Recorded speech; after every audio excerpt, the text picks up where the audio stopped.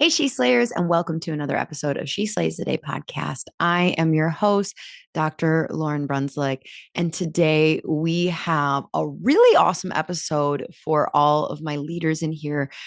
Anybody who leads a team, or honestly, even if you aren't the owner, whether you are leading patients through the ability to self regulate their parasympathetics, their whole nervous system. It's kind of a thing right now, regulating.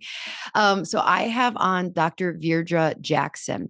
And so what was interesting is when I saw that she was coming on and we started talking, like I talked with my guests before, I was like, what? And she's sharing how she talks about nervous system regulation. And I was like, oh, I don't know if that's going to hit that well with my audience because like they teach people that. So like, let's just make sure that it's not like super like, low level layperson level. Holy cow, did she deliver? I was like laughing by the end that I even thought that, or like was even worried that like we possibly knew everything. I love the lens she puts this through. You are too. Not only are you, if you own your clinic, going to be able to take this and apply it to your team and how you show up for them, what kind of systems and procedures you have for them.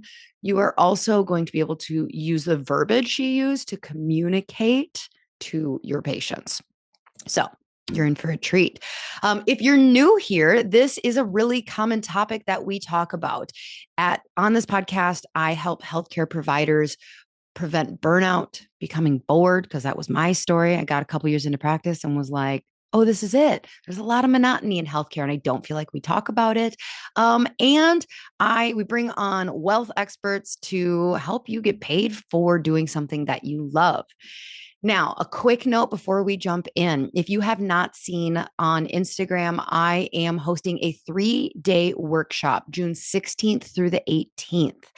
In this workshop, it is called Uncharted, and this is a 3-day brand activation for clinicians called to more. So if you are seeing other people online in healthcare, out of healthcare, starting to monetize, starting to build something online, and you're wondering like, should I be starting a personal brand? What is a personal brand? This is the perfect should I or shouldn't I be building for you. This is a great workshop. If you're like, well, I know I want to, but what would the first couple steps look like? Again, great workshop. Day one, we're going to be talking about the hidden cost of you staying hidden. Wait, did that make sense? It does. What is the cost you don't even realize that you are missing out on by not showing up online? And no, it's not that you're missing out on new patients. 2025 is the year where we are going to be starting to talk about personal brand. Experts like Gary Vee are talking about this already. It is time, but you may not know what to do. So that's where in day 2, we are going to be mapping out the first mile. I'm going to be talking about the 3 core assets every personal brand needs to get traction. Okay. And day 3, I'm going to be walking you through one of the things that I don't share very often, which was my launch strategy for the podcast, which was a huge success, only cost me $50. But then the mistakes I made afterwards, because I didn't know what to do once I got thrust into the limelight. How do I start monetizing? You start looking online of like how to monetize, and it's all by like 10,000 downloads and this or that. And I wasn't there. And so I'm going to be sharing the actual approach that I took to launching and why it was successful, but also some of the mistakes I made, and just be giving you some of those keys of how you can do this in only 2 hours a week. So we are going to have that workshop sign up below in the show notes for you. If you're listening after June 18th, I apologize. You missed out. But I don't know. Make sure you're subscribed to our weekly slay, because we make sure that we send out important things like that so you don't miss them next time. Okay, so Dr. Veirdre Jackson is an award-winning author, educator, and entrepreneur with over 20 years of experience in nonprofit and executive leadership. She is the CEO and founder of Living Strong Consulting, where she supports youth, families, and educators through trauma-informed and DEIB-focused training and consulting. She's a sought-after keynote speaker and John Maxwell team certified coach. Dr. Jackson is dedicated to fostering organizational resilience and leadership development. Her podcast, Living Strong, The Flip Side of Adversity, reaches listeners in over 40 countries with real, inspiring stories. She's also the author of Fearless Conversations with a Limitless God, which helps women confront toxic thought patterns. Dr. Jackson holds degrees from Drexel University, Temple University, and Wilmington University, and you're going to learn a shitload from her. All right, let's take a breather, go into an episode on regulating our nervous systems and communicating that to our patients and our employees with an attempt at regulating our own nervous systems. Breathe in, connect with the ground, feel where you're touching the earth with your feet. What's your hands resting on? What are your butt cheeks resting on? Maybe you're walking. Can you feel wind? Can you feel sunlight? Can you hear bird chirpings? What can you hear around you to center yourself in this moment? Dear God, so often we are just going through a checklist of the day for us seeking productivity and accomplishment and just putting one step in front of the other that we so often just lose that bigger picture. So God, help us in this moment. Be present with ourselves and this message and help us learn and get from it whatever your message is for us today. In your name we pray. Amen. Okay, without further ado, here is my episode with Dr. Veirdre Jackson. Enjoy. Okay, well, welcome to the show, Dr. Veirdre. I like looking at your bio, you have a long history of working with John Maxwell team and organization and like team leadership. Like, kind of for people who don't know you, kind of like, what's your 3-minute story? How'd you get to this point in life? It doesn't have to be 3 minutes, it can be longer. So I guess the short story would be, as I started my career off as an educator and began to see how Or like in adults. schools, like, or adults? Yes, Okay. in K-12 environments, Okay. and working with trauma and recognizing how trauma impacts our brain, our behavior, and our body. And in that time, I actually began to really think more about how the adults were responding to it.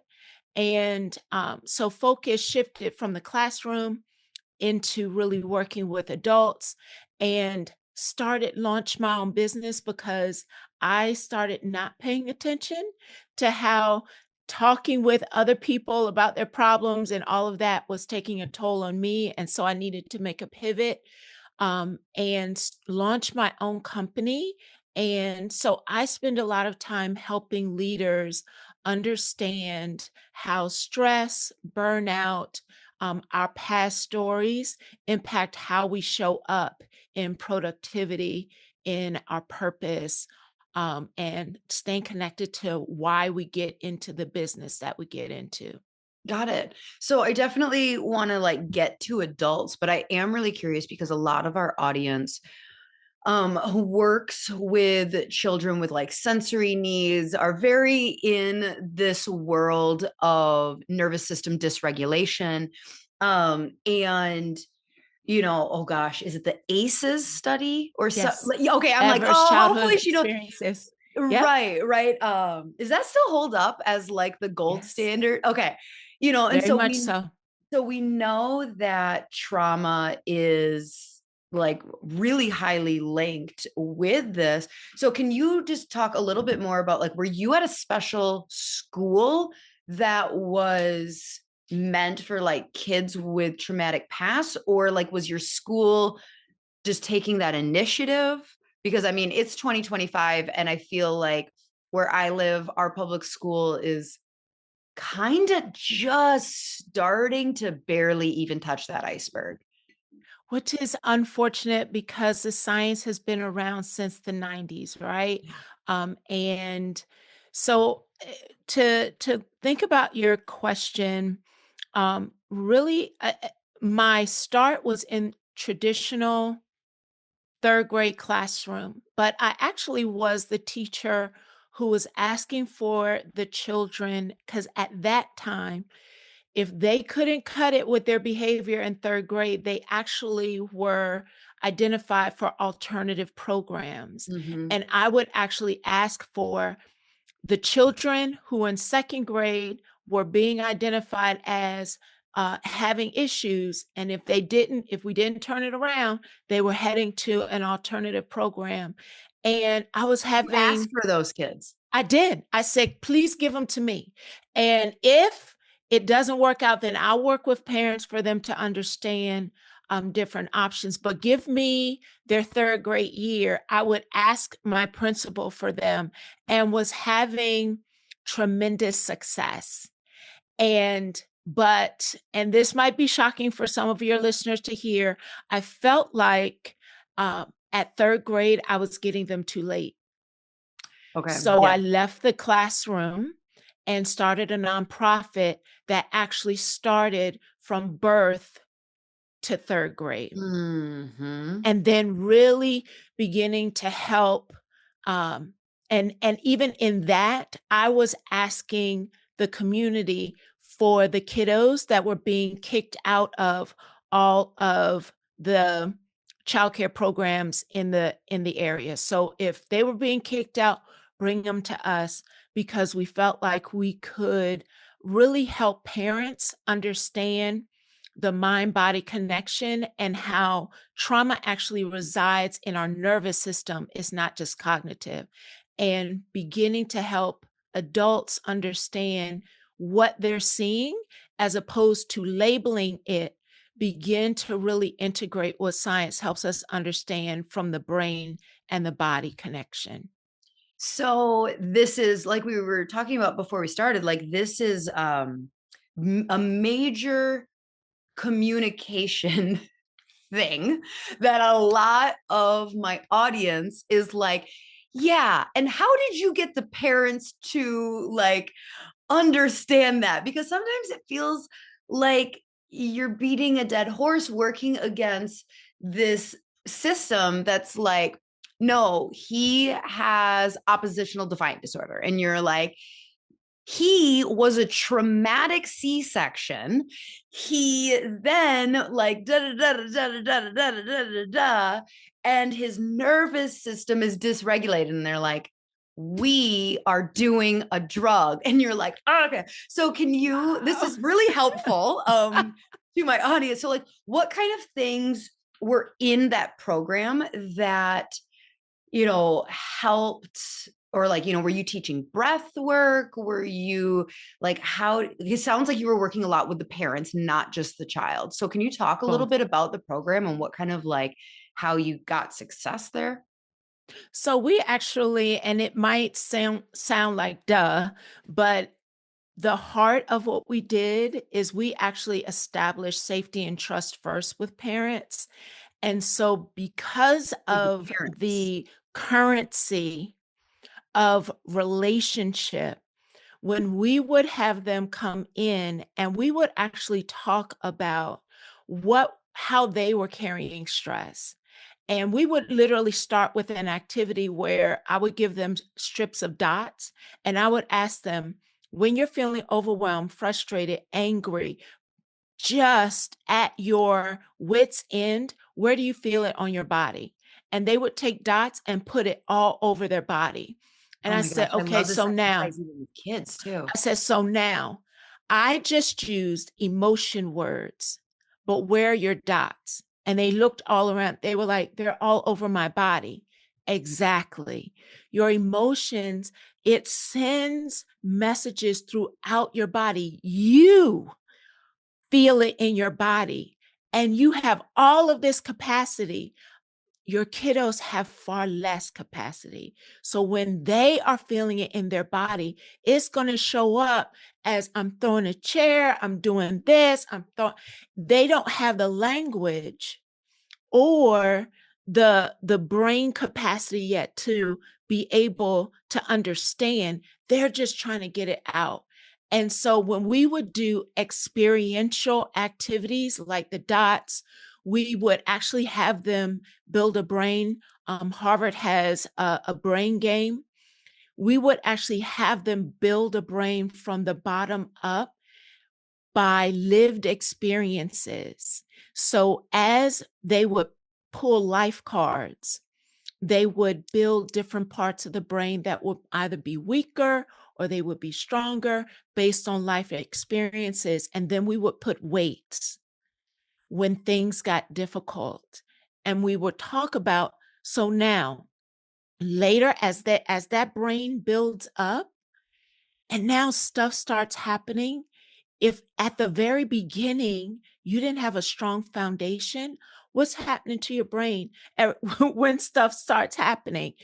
And it would be very tactile examples that would give them an aha that then allowed them to hear us when we would introduce breathing exercises, when we would talk about a 3-point safety plan, when we would help them recognize that it's going to show up as a sensation before it's an emotion. So we talk a whole lot about with kids the happy face, the mad face, but we don't talk about when you're getting upset, where do you feel it in your body? And start helping them recognize that that movement, that stretching, and introducing, we would offer them a child's version of a sensory diet checklist and the adult's version, and just make a commitment that we would try 3 of those things that really connect with the child and 3 of those things that really connected with the adult. So it was never separated. We kept it connected. And we just Like found that, parents were going kind of through the program too. So you said a sensory mhm, diet checklist? yes, it looks at all 5 of the senses and different ways that when you are thinking about or experiencing stress, it's literally a checklist, but it's broken down by experiences, activities, tasks that are connected to each of those sensory areas. And they would just check it off. When you want to feel calm, what are things that you tend to gravitate towards? And I've had Mm. adults who have said, oh, well, I breathe and we do the sensory diet checklist, but their body loves aroma. And they've never done anything that was connected to aroma. But because they heard that you're supposed to breathe, they're doing this breath work when their body actually wants aroma strategies. So then we built that in so they better understand that there's a whole breadth of things that you can do that is somatosensorily driven, that go beyond breathing, but will release the tension, will reset your system. And we would give it to both the children as well as the adults. Got it. So really, you were there to work with the children, but you knew you needed the adults to be on board. And so like you really needed to but you were saying, I mean, these kids are young. Yeah. Like third Yes. grade. I have a fourth grader and I'm like, okay, she would get this and things like that. But like in kindergarten, that's a big thing to help them connect their brain and their body together as one. And they can do it. When you teach them intentionally, I've had I have a video of a 5-year-old talking about how when her amygdala gets overwhelmed, it feels like this jar, and she shakes up this jar with all of this glitter in it. She says, "This is like my amygdala when I'm getting upset and it's all spinning around." When you teach them, they begin to better understand their power. And how powerful would it be at 4 and 5 for them to begin to recognize what's happening inside of them and that they actually have power to reset it and bring it back to order? Yeah, because my current fourth grader, she's still feisty. She's feisty. And that showed, yeah. And it's interesting because like my husband and I are both like very women empowerment. Like we're like, we see that she needs to become respectful, but also, we're sitting with kindergarten teachers at conferences and they want basically her to just sit and smile and be kind. And we're like, we see that she is going to be a CEO someday. So like we're trying to teach these life skills. But what I saw happened is in these conversations that we would be having with school is our little kindergartner started to feel that she was bad, that she Oh, was a bad person. And I can see that if you can figure out how to educate them about their brain and why it's doing this, I don't want to say, because the whole point is like to connect mind and body, but it almost like disconnects that like they are not that yeah. reaction type of thing. So, Yes. Yes, you are not your emotions. mhm. Emotions are not character traits. They are not who you are. They are an expression of a moment that will pass. And so, if we are able to both help adults, and that's why I was our going to say, so work, how did you start like deciding like, okay, adults need work? so it actually happened during my dissertation. I was asked to work with at the time, one of the most challenging middle schools in the community. Like they were destroying the community. And the superintendent asked, could I create some type of program? And I did. And for 2.5 years, I dove into this work with middle schoolers. And at the end of the program, we saw tremendous success. But what happened was that young people would say to us, we have changed, but the adults don't see us as different. Can you, The adults in can their you home, in their school, in their they're school in everyone. their school didn't see them differently, and they literally said, can you do this with them? And it was a light bulb for me that I could work with every single young person on the planet, but if they're interacting with adults who don't authentically see them, because their own dysregulation, their own burnout, their own depletion has veiled or blocked their ability to actually see them, then it's for naught. So that's when everything shifted for me. And I really began to focus on adults so that as we are more connected with our body, more connected to our purpose, and live more passionately, that becomes a contagion for our children. Hmm. So you threw the word burnout in there. And I feel like if 2024 was going to get a word, it would be burnout. I do realize we're in 2025. It's still going, but like, so when I think of burnout, I think of like an adult who has pretty much, and obviously this is all through my lens, so you're about to learn a ton about me as I define burnout, right? Like it's like so like somebody who is just like entered the grind and just on repeat, harder, harder, hustle, hustle, hustle. Mhm. And I was giving a talk at a conference last year, Mhm. and I was talking about how we're seeing burnout. There was like it was a small study, but like basically they surveyed grad students, like, but who hadn't Mhm. even graduated yet. And Mhm. 50% of them were burnt out. And I was Mm. like, well, this is a problem because like in my mind, I didn't start to burn out until I like entered the workforce, started a business, had 2 kids, had to pay bills. And I'm like, oh my God, I just have to keep doing more of this. Like, and so like, are you seeing burnout? Like, do you think that this is something like, do you have a different definition? Do you think that like middle schoolers experience burnout? Like, Mm. what are your thoughts on that?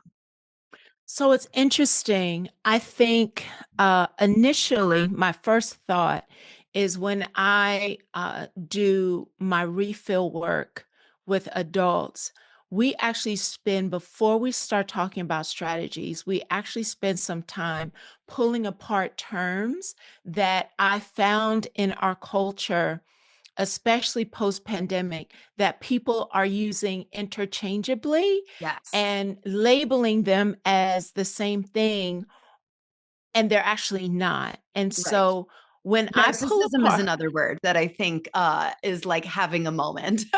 yes, And I'm like waiting for the internet to realize there's a whole dark triad. So like, but anyways, I yes, digress. Keep going yes, with burnout. yes.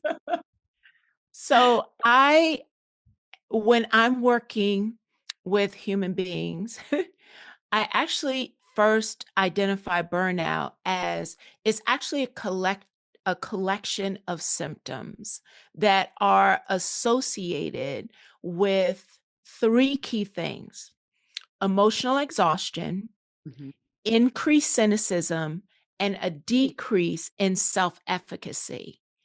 And so those three Decreased those cynicism Mhm. and hold on, a decrease in self efficacy. What do you mean by Yes. that?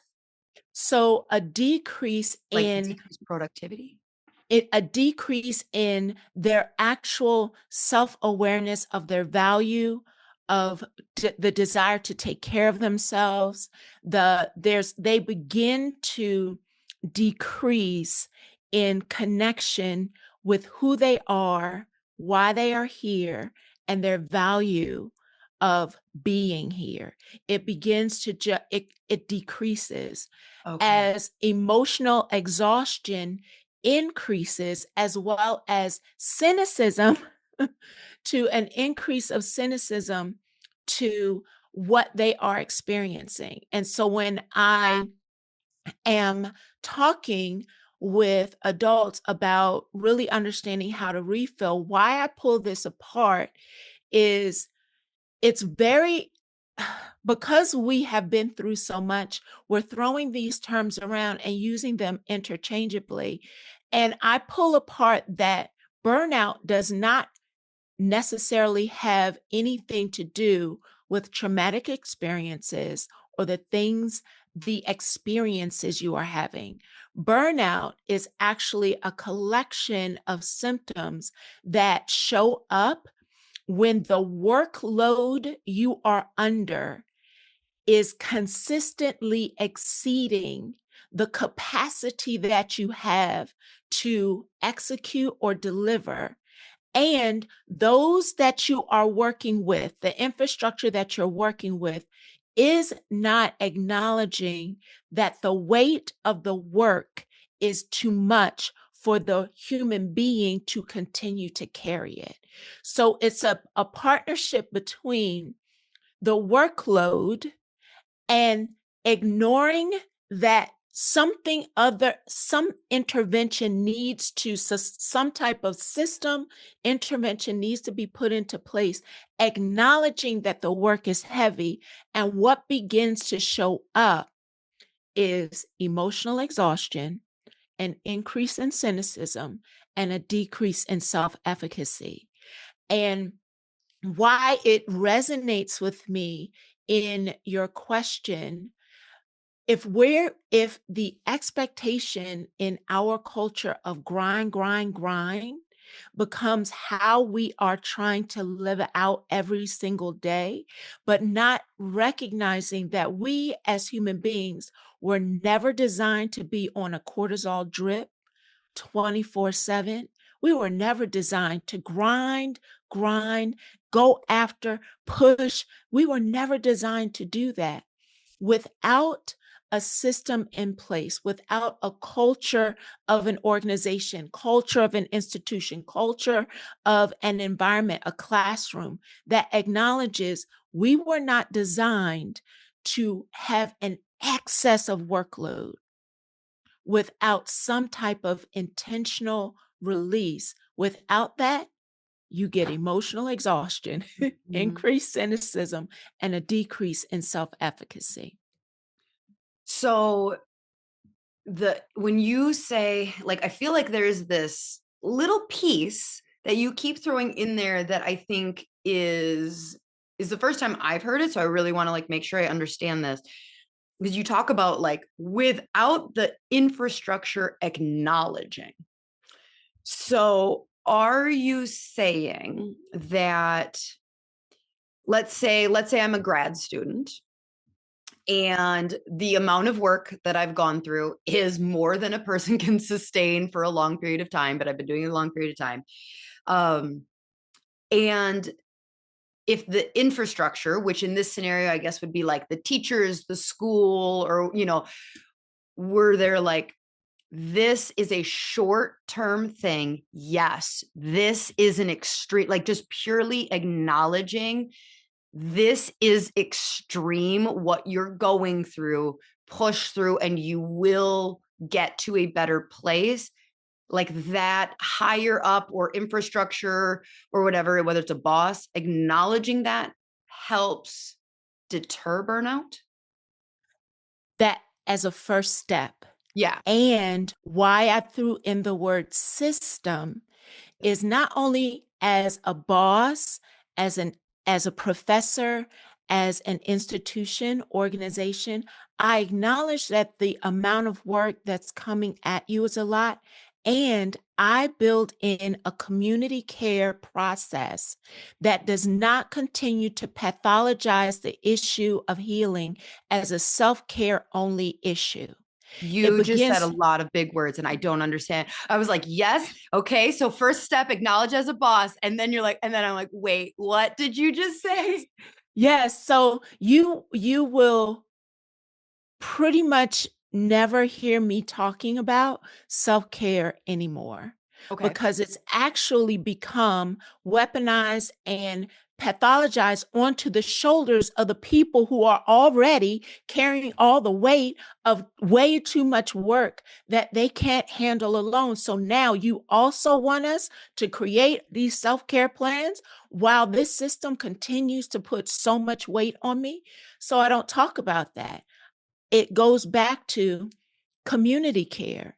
How do we also incorporate an intentional process that recognizes, okay, let's talk about you're getting ready to have to go through a hard push of work, of assignments, and we want to build into either the top or the end of our lecture an opportunity for you to release, to breathe, to normalize the fact that if you are holding your breath to grind through this, your body is not going to be able to sustain that. So we intentionally integrate it as the culture of the business, the organization, not just saying, you need to take care of You need to take care of yourself. yourself. This is going to be And hard. this is going to be hard. You need to take care of yourself. And oh, by the way, you got 5 more assignments that need to be done in way less time than you actually need. It's recognizing we can't do that because there was a quote that came out in the middle of the pandemic, shouting self care to people who actually need community care is how we fail them. Wow. And it's recognizing that if we're going to combat burnout, it is not about continuing to scream to people who are already carrying all the weight that, oh, and by the way, you need a self care plan too. Yeah. Make sure you No, take a bubble it's bath. right. It's us as the leaders. It's our responsibility to say, okay, so where am I going to build in moments for them to catch their breath, to remember why they're in this? Where am I going to actually integrate somatosensory opportunities for them to release?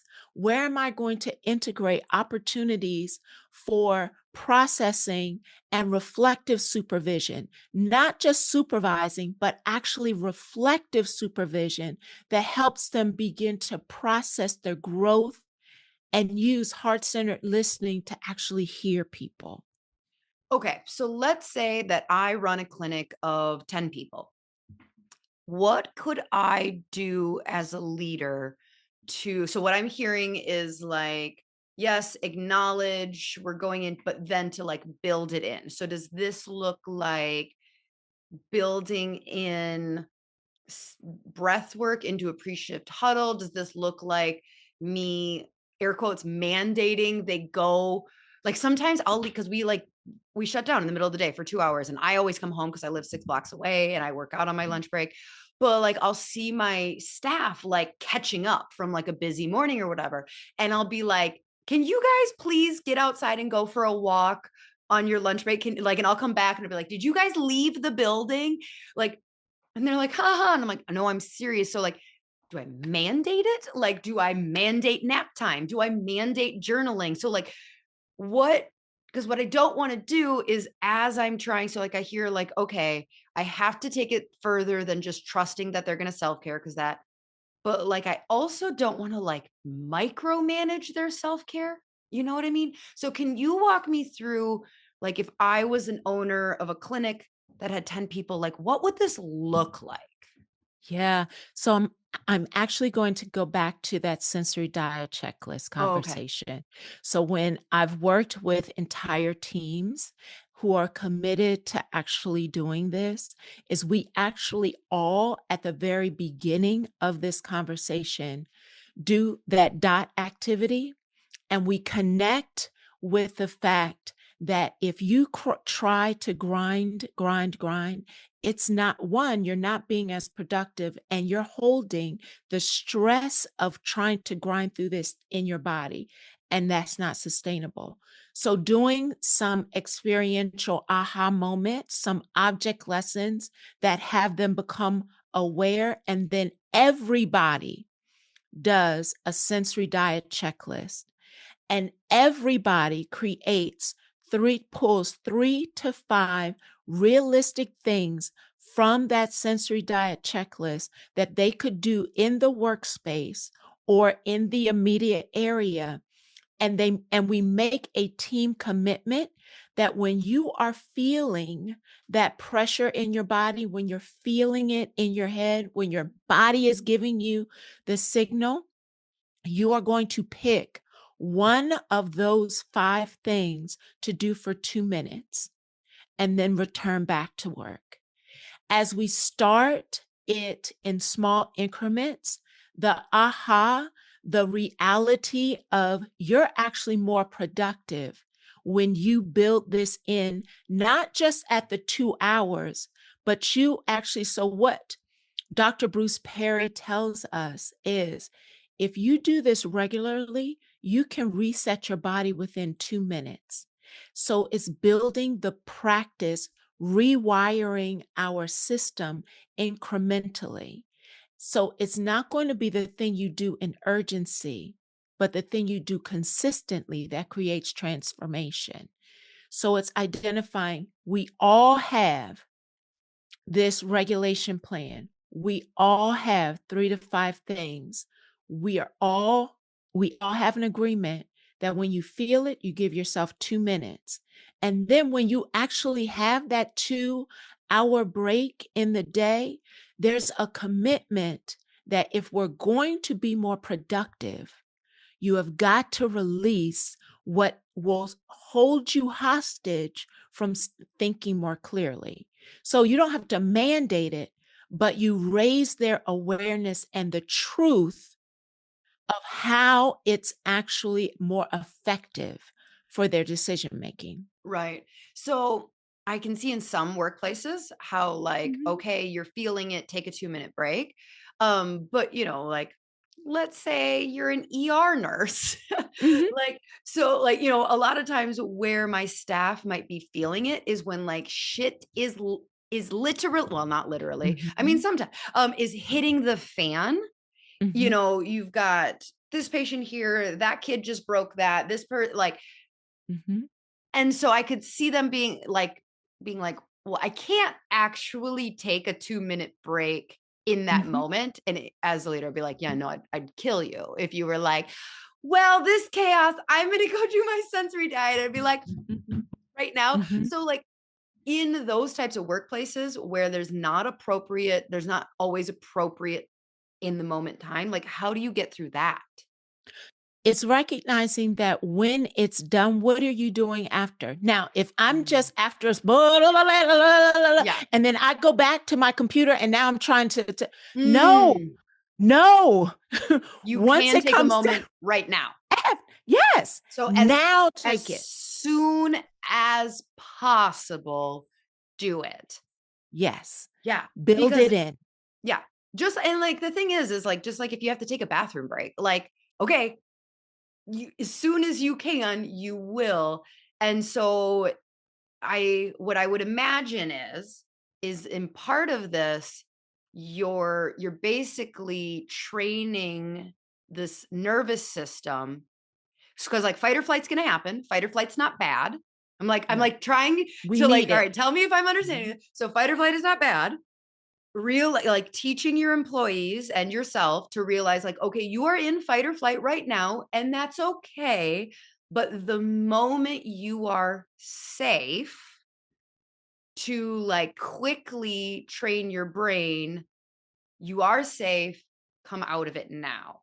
And so, like, no, you don't have to, if like you're running a 3 hour shift and 1 hour in, you're, like we said, the shit's hitting the fan, but like 20 minutes later, it's not waiting until the end of the shift to be like, oh my God. Well, because I would imagine that also starts to build up like resentment towards the job of like Yes. it's like kind of how we get an addiction to alcohol of like, or whatever you're, like, oh, as soon as I get home, I can't wait for that drink.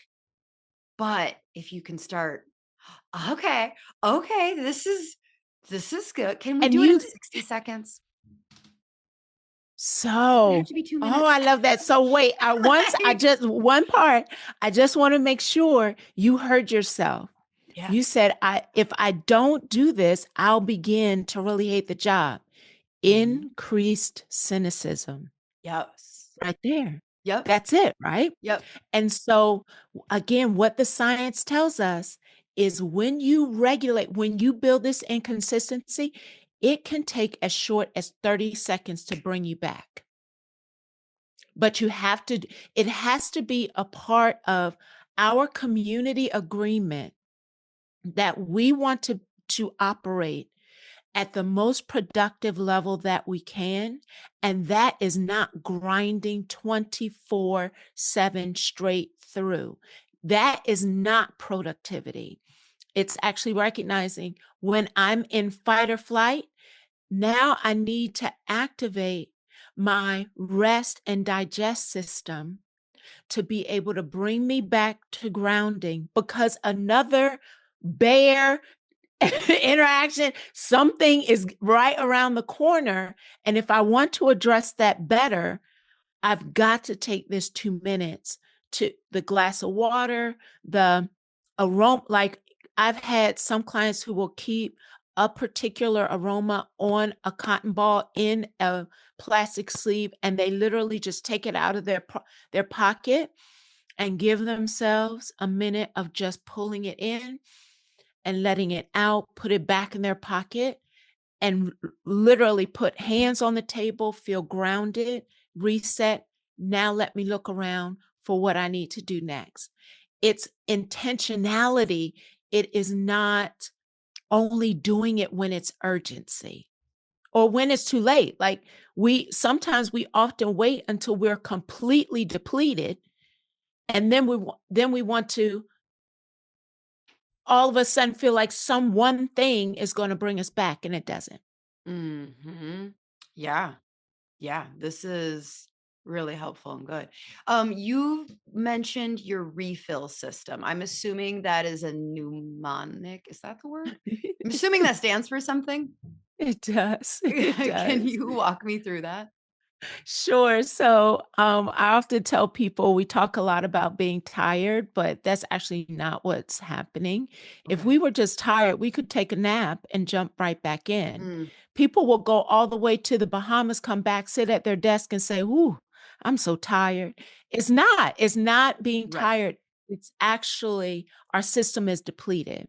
So in response to depletion, we refill. So rewire for belonging, an ethical imperative for wellness, find your strength, influence in radical ways, let it go, and level up. 6 specific concepts around how I, not only in the moment, but in my lived practice, reconnect with my emotional conditioning, my mindset around my reducing the cynicism and reconnecting to my value, my worth, to reconnect those places in which self efficacy has decreased.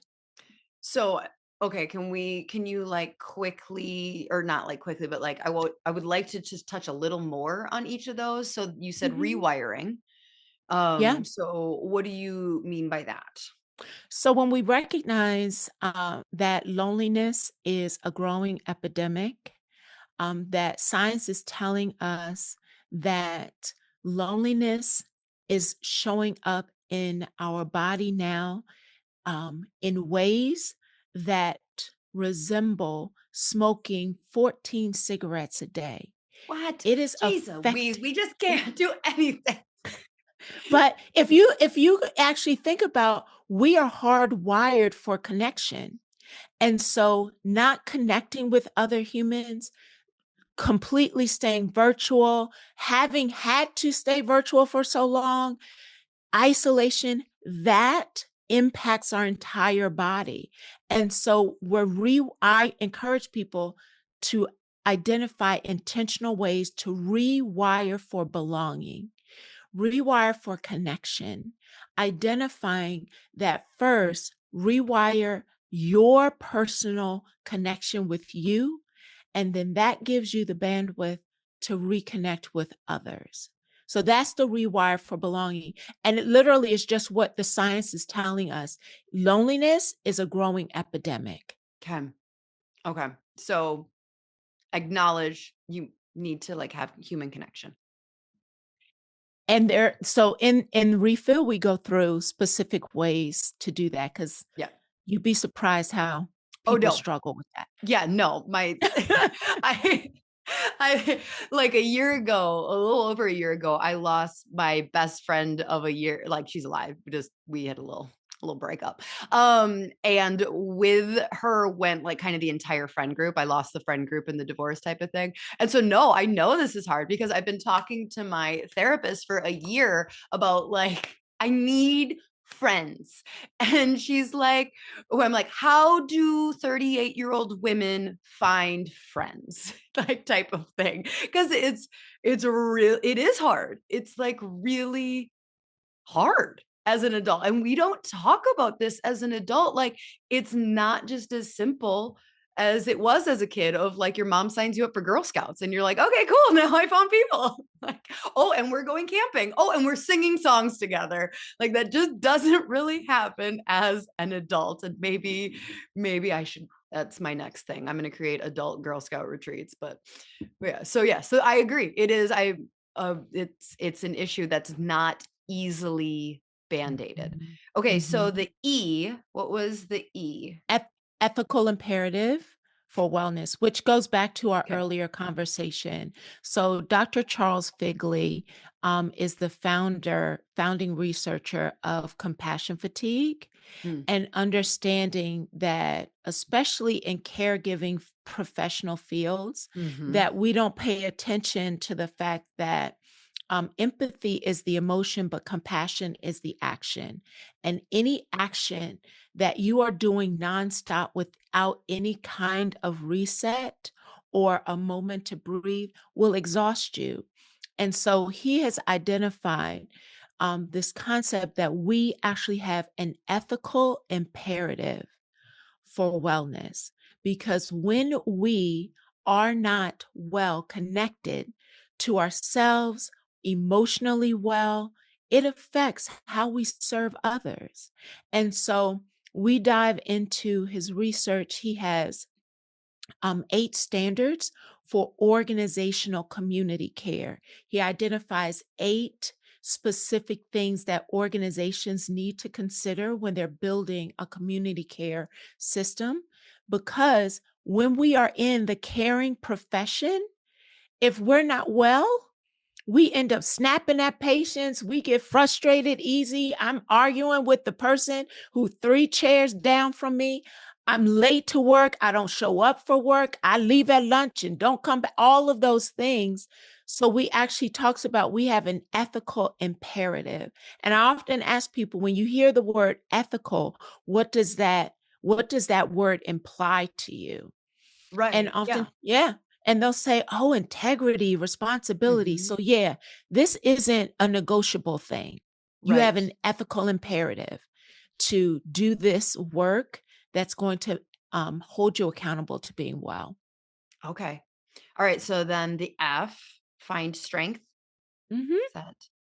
Yeah, so that's actually understanding the brain science, Oh. and that we can actually heal, rewire, and restore areas of our brain by doing specific intentional strategies.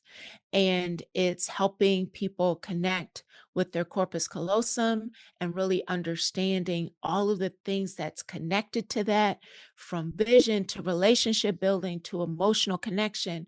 And so doing strategies that strengthen that area and not only helps us strengthen or help our emotional wellness, but our actual brain architecture wellness. Is the corpus callosum like the antibody to the amygdala? Or like, I'm like trying to think back It's to my brain, my mhm. neurology classes, and I'm like, what does the hell does the corpus callosum do again? I'm It sure I is knew. I that am sure super I knew when high. I took boards. It is You that know what? super I actually highway do know, just straight for the down the middle. audience, Yes, who may that not part. know, can you please Yes. explain what the heck the corpus callosum does? That's it. That's it right there. It's the superhighway that runs right down the middle Oh of our yeah. brain Yeah, that yeah. connects our left and right brain hemispheres. And so we identify it as our emotional and logical superpowers. And so when stress and trauma actually weakens the corpus callosum, and being able to move well, relationship building, language development, vision, all of those things are connected to the strength of that corpus callosum.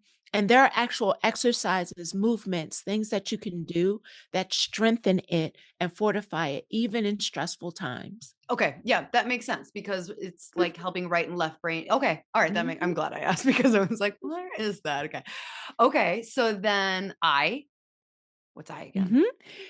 Influence, influence in radical ways. So that connects to increasing your self-efficacy. So I often ask people who are in a leadership role. And some people stand up, they'll tap the person. Remember, you're in charge of that. You're in charge of that department. You need to stand. And I look up and I'm saying the problem is everybody isn't standing in the room, because leadership isn't your title or where your office is. Leadership is influence. Nothing more, nothing less. John Maxwell. And so when we recognize that the moment you put your feet on the floor and got up this morning, you accepted your leadership position for today. And so what you say, what you don't say, what you do, what you don't do, you are influencing someone else. So we have to stand in a radical place of recognizing we are the CEO of our lives. And how are you going to show up? And if you were in a hiring position, would you hire you the way you're showing up right now? Ooh. Okay, but hold And up, so hold up. But you previously told me that like we can't put self-care. So like first part of the conversation, I heard like you can't just tell your employees to do self-care because that is going to stress them out more. But now I'm like, but you are a leader. And like, so this seems stressful. So no, am I this walking my is employees through the refill system? But that's so not your stressful to walk. them. So yes, no, no, no. So it is the refill system, but this conversation is actually reminding people that you are not powerless or Mm. helpless. Mm. This So is it's not me not like shaming you you. have a duty. It's you are so much more powerful. Like you have no idea, like, and especially like a lot of staff who works for a doctor, they're like, well, I'm not the doctor. They would, I'm picturing if we took our staff to this and you said like, stand up if you're in leadership, like they would look to the docs and be like, you guys. And then like maybe my COO or director of ops would stand up, but yeah, but you're right. Okay. Okay. So And it's empowered. how many of your listeners who are in the physician's role needs that front desk person to show up bold and bright and welcoming and recognize their value, that they're a significant part of the entire office and that they are a leader of influence with every patient that walks in the room, as opposed to, well, the doctor will see you. I can't, that's not me. No, you're the CEO of your life. Show up bright, brilliant. That is who you are. You have value in this place. Show up as though you do. Yeah. Oh, I love this. Okay. We have 2 L's. 2 L's, let it Let it go. go. Yes, yes. So we sometimes hold Better on to trademark stuff. that quick before Right. Disney has it. Or Mel Robbins. She's gonna be like, I don't Or know, it's Mel too close to Robbins. let them. Yes. And it is, so I kid with people in Refill. I'm like, I had let it go before she had let them. And it's Did you have because it before Elsa in Frozen, though? Is what we really need. no, Elsa may have sang it first. But the recognizing that we are oftentimes holding on to stuff that is no longer serving us, and we are trying to muscle through life, holding on to an offense, holding on to a doubt, whatever the thing is that literally is shackling you to some past thing, and you have your entire every day is an opportunity. And if we are holding on to stuff that no longer serves us, then we're actually sabotaging our own opportunity to operate from a place of wellness, of strength, of power. And so we go through this. It can be one of the more emotional ones where I really challenge people to write down and let go. We identify the 5 things that you cannot control, that oftentimes people are losing their minds over, and they can't control them. It was never designed. It's your, as often as you desire to, you will lose time, energy, and emotional wellness There's trying to only hold 5 on to things I stuff. can't control. There's 5 categories of things that you cannot control that people often are trying to control, and it sabotages them every single time. Okay, well, I Every need to single know. time. What are the 5 things? You were going to ask. I was like, I knew I she need was to going to know. ask. Yeah, I know. I I need should to have know. warned you before we started that inevitably these podcasts always turn into like a form of my therapy. So like 5 categories. What other people think of you. oh shit, you lost me there. Okay. That's like a guiding thing in my life is to try and manipulate and strategize people's perception of me. Okay.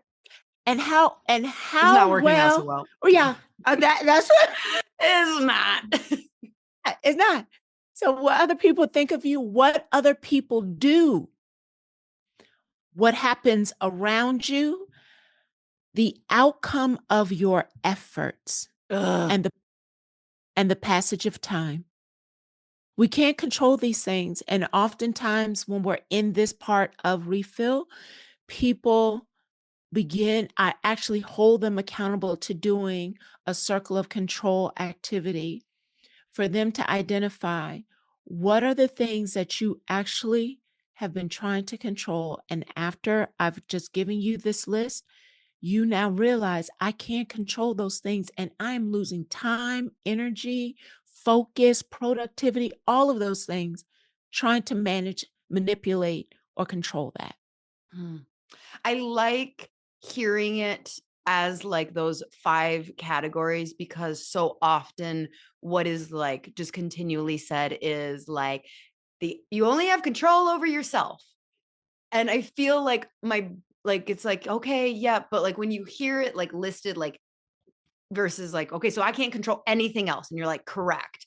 It's helpful to hear it a little more categorized. I feel like my brain can be like, oh, yeah, no, I can't control the outcome. Oh, I can't control time. Like, I like that. Okay. The final L. Level up. We talk a lot about time management, but we don't talk a lot about energy management. And so it's leveling up the 4 energy tanks that we operate with, and recognizing, yes, time management is important, but really understanding energy management is just as important, and taking inventory of what are you doing over and over again that's depleting one of those 4 tanks. Are you going to make me ask the question, or are you just going to tell me the score? You take up time and we don't have time for it. I don't want to be that Physical, guest. emotional, spiritual, Mental, mental. mental, and spiritual. Okay, see that? Yeah. We don't need to go in depth You on it. already knew it. Well, but You it's already again, knew it. it's just like thinking through like each of those. That's great. So, okay, so my final question is, if somebody wanted to like go through the refill program, work with you more, like how do people find more of you, and what are like the ways to work with you? So the easiest way to reach out to me is through my email address, which is info@livingstrongllc.com. And if you want to just see an overview of all the kinds of things that I do, website by the same name, livingstrongllc.com. Awesome. All right. Well, and we'll have that link below as well for people. I very much enjoyed this conversation. It went in a delightful direction. And so thank you so much for everything you're doing, especially, like we were talking about before we started recording. It's kind of like, oh, I don't want to get too into the like fight or flight burnout, because we as healthcare providers, we know this stuff. And I'm like, oh shit, I didn't know any of this was great, I loved it. So I think that we could take it personally for ourselves, especially for our staff, because like this is really important work. I continue, as I interview people on like leadership, I continue to be just reminded how much work being the leader is. And I'm like, I have to do that. Well, who's going to do that for me? Well, it has to start with you. It's got to start with you. I know I have to do it for me. Like, where's my boss? So thank you so much. I really appreciate your time. And yeah, Uh, Thank you, Dr. Lauren. I truly appreciate you having me on. And so thank you in return. awesome. All right, She Slayers, we'll have those links for you below. And until next week, bye.